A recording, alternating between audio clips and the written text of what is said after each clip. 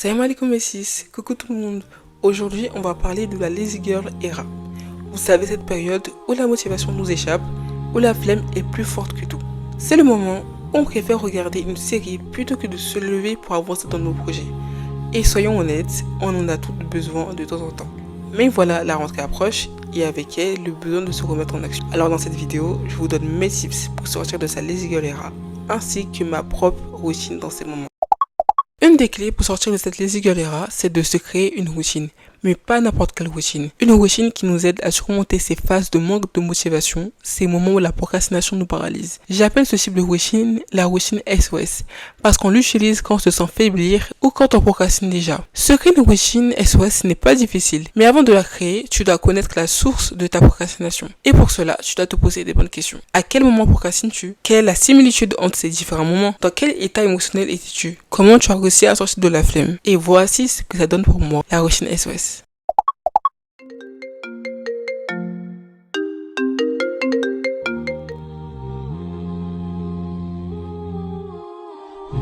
Selon moi, il n'existe pas de routine SOS modèle que tout le monde doit suivre. La routine SOS se base sur toi, ce que tu aimes et ce qui te permet de te sentir mieux.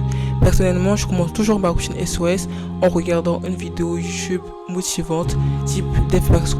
Mais en tout cas, je mets toujours une vidéo qui va motiver pour commencer à ranger ma chambre. Parce que oui, il n'y a pas de modèle de routine SOS, mais je pense que si tu es dans un moment de down, en tout cas si tu es comme moi, quand tu es dans un moment de down, tu as besoin de ranger parce que tout était dérangé. Perso, à chaque fois que je suis démotivée, à chaque fois que j'ai une grosse flemme, ça se voit dans ma chambre et c'est infernal. Donc je te conseille de te poser et de prendre ton temps pour toi aussi ranger ta chambre pour bien commencer ce nouveau départ. Et même si ça t'arrive très souvent d'avoir des moments de down, des moments de démotivation, il n'y a pas de moment parfait pour tout recommencer. Tu peux reprendre des nouveaux départs à chaque fois que tu le sens.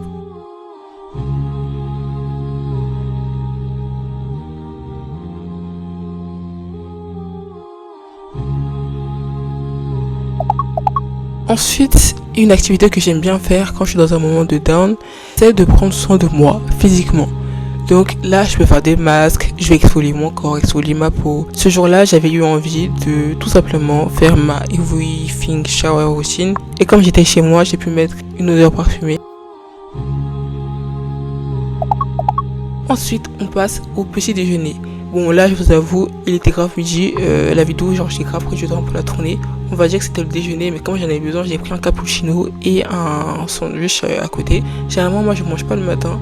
Mais c'est super important quand tu es dans un moment de down, de démotivation, de te nourrir en fait. Parce que généralement, soit je te nourris trop, soit je te nourris pas assez.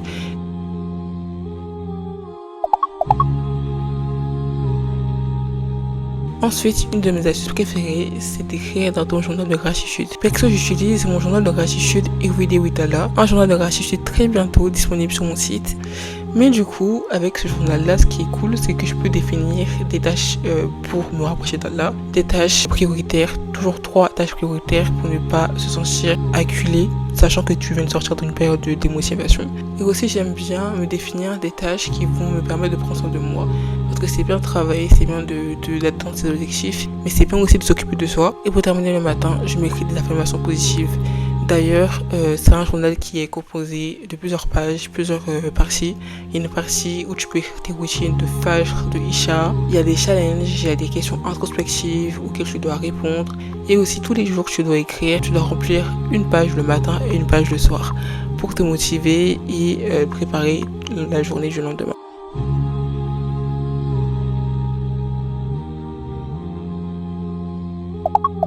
Et voilà, ma routine SOS est terminée. Là, je vous ai présenté ma routine SOS globale, générale.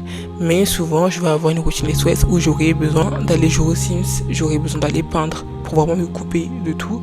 Mais sinon, voilà. Et vu que c'est terminé, j'ai pu aller travailler sur moi, mes projets. Et là, j'étais en train de préparer la prochaine vidéo YouTube qui arrive. Salam alaikum messis, à la prochaine pour une nouvelle vidéo. N'oublie pas de liker, t'abonner et dis-moi ce que t'en as pensé en commentaire.